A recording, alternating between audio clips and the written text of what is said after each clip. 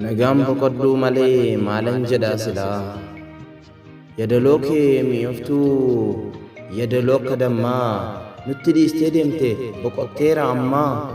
Afaan kee guddisuu bara eenyuyyuu yaallee gootummaan faarsite. Tafarii Mangistuun tasa sin awwaalle.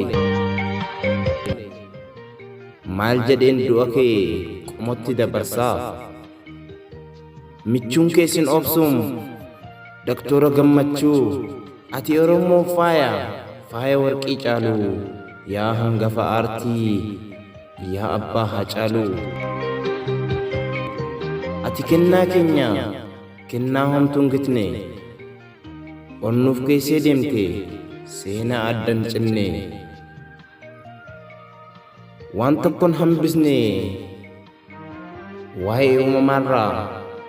Cimina Rabbii bareedina namaa bareedina mukaa.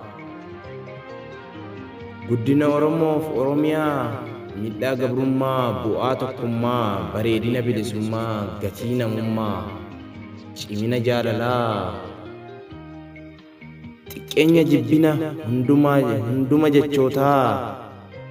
Dhama qaban dhaloota kanaaf dhaamsa dabarsitee ciccimaa maqaas magarsitee.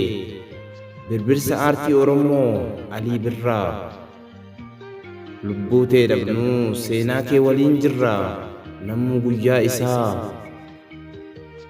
deemuusaa hin oolu. Dhaloonni garuu bakka isin bu'a. Seenaa cimina kee yeroo hunda akka warqitti mormatti fannifannee maqaa kee addunyatti jiraachifna. Rabbiin jannata siifaa kennu. Nagaan boqodhuu nagaan nu boqodhuu.